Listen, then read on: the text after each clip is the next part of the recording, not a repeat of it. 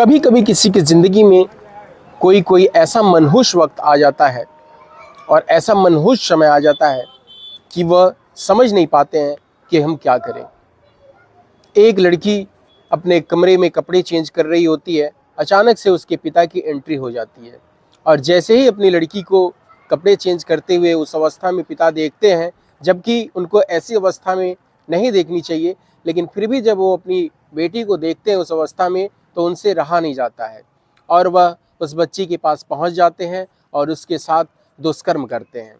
वह तब तक करते रहते हैं जब तक उनका इच्छा भर नहीं जाता है, जब तक उनकी आत्मा तृप्त नहीं हो जाती है, तब तक वो लगे रहते हैं। और जब उनका मन भर जाता है, उसके बाद जब वो कमरे से बाहर निकलने लगते हैं तो अपनी बेटी को एक नसीहत दे जाते हैं। वह कहते हैं कि यह बात तुम्हें किसी से कहनी नहीं है, अगर तुमने यह बात किसी को भी बता दिया तो ये तुम्हारे लिए ठीक नहीं होगा। इस घटना को और विस्तार से जानने की कोशिश करते हैं।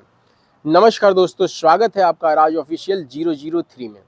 आज हम जिस घटना के बारे में बात करने जा रहे हैं, यह घटना एक पंजाब प्रांत में लुधियाना ज़िला है, वहाँ की यह घटना है।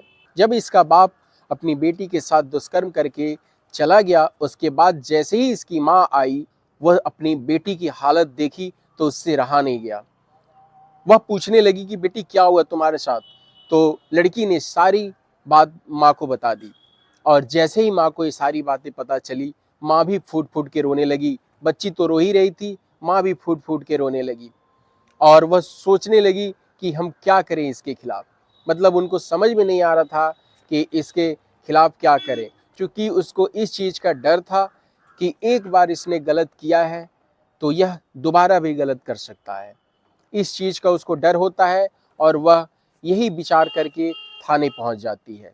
थाने जाती है तो सारी बात पुलिस वालों को बताती है, तो इसके ऊपर चार्जशीट लगती है और 15 मई 2001 को इस व्यक्ति पर आरोप सिद्ध हो जाता है।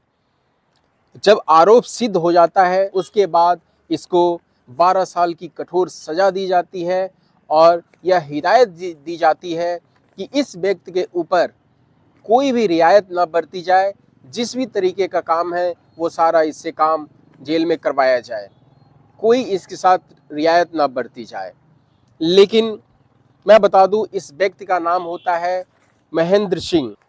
शुरू में जब ये जेल में जाता है तो कोई इससे बात करना पसंद नहीं करता है, क्योंकि यह ऐसे मामले में गया रहता है कि सबको इससे घिन आती है और कोई इससे बात करने की कोशिश नहीं करता है। लेकिन जैसे ही धीरे धीरे समय बीतता जाता है, यह लोगों के साथ बहुत अच्छे से पेश आने लगता है। जो भी वहाँ पुलिस वाले होते हैं उन सब के साथ, जो वहाँ के कैदी होते हैं उन सब के साथ ये इतने अच्छे से पेश आता है कि ऐसा महसूस होता है कि जैसे इसने जो इसके ऊपर मामला, जो वारदात इसने किया था, जो रेप केस इसके ऊपर चल रहा था, ऐसे लग रहा था कि इसने ऐसा कुछ किया ही नहीं होगा। जब लोगों ने इसका व्यवहार देखा तो इससे कहा कि तुम पेरोल दायर करो और उसके तहत तुम बाहर जा सकते हो और फिर बाहर की दुनिया तुम देख सकते हो। उसके बाद ये पेरोल दायर करता है और उसके बाद यह इसे जेल से छोड़ दिया जाता है।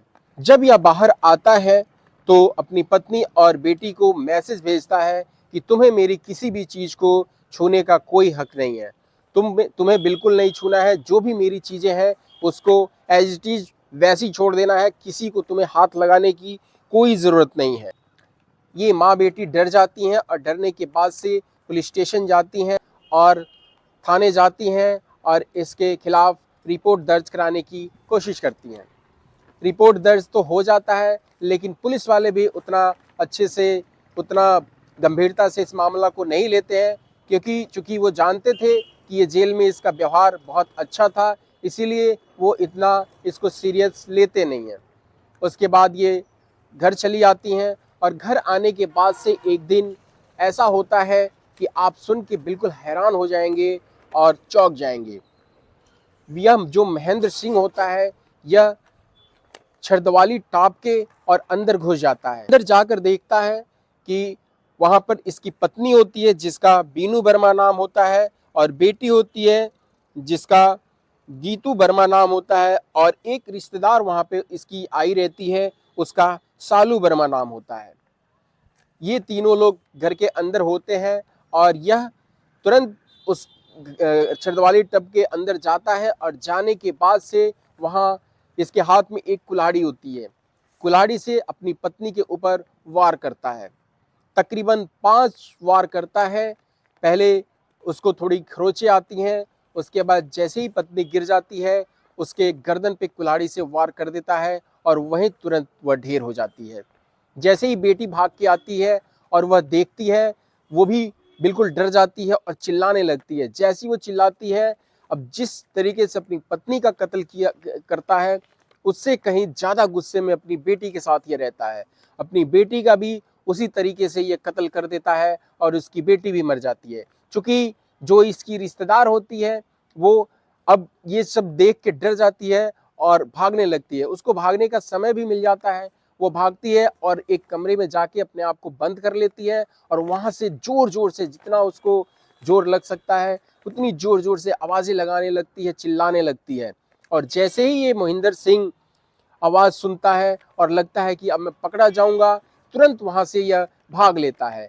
आस पड़ोस के लोग जब वहाँ आते हैं तो देखते हैं मोहिंदर सिंह भाग चुका रहता है और उसके बाद ये लोग पुलिस को फ़ोन करते हैं। यह मामला हावीवाल पुलिस स्टेशन का होता है जहाँ पे उसका घर होता है। फिर पुलिस वाले जब वहाँ पहुँचते हैं, एसएचओ साहब अपनी पूरी टीम बल के साथ वहाँ पहुँचते हैं। तो पहुँचने के बाद से कि वो ऐसे ही कमरे में आराम से बैठा हुआ है, फिर उसको पकड़ते हैं और थाने लेके जाते हैं। 22 नवंबर 2007 को इसको सज़ा सुनाई जाती है फांसी की। कुछ वक्त के बाद सुप्रीम कोर्ट में याचिका दायर करता है कि मैं 41 साल का था और कुछ एक्सक्यूज़ लगाता है कि मेरी जो फांसी की सज़ा है उसको कम कर दी जाए। 28 जनवरी 2013 तक ये मामला ऐसे ही चलता है। उसके बाद यह सुप्रीम कोर्ट में याचिका दायर करता है और उसके बाद से सुप्रीम कोर्ट के आदेश पे इसको उम्र कैद की सज़ा मिल जाती है और कहा जाता है इस व्यक्ति को उस टाइम तक इसको जेल में रखा जाए जब तक इसकी सांसें ना निकल जाएं। तो गाइज़, इस कहानी को, इस घटना को सुनाने का मकसद मेरा किसी की भावनाओं को ठेस पहुंचाना नहीं है, बल्कि जागरूक करना है। एक बाप अपनी बेटी के साथ इतना घिनौना काम कैसे कर सकता है। जब भी इस तरह का कभी समय आए तो या तो उस बाप को हट जाना चाहिए था, वहाँ से अपने आप को हटा लेना चाहिए था, या जिस भी परिस्थिति में वो रहे उसको अपने आप को संभाल लेना चाहिए था। तो जय हिंद, जय भारत।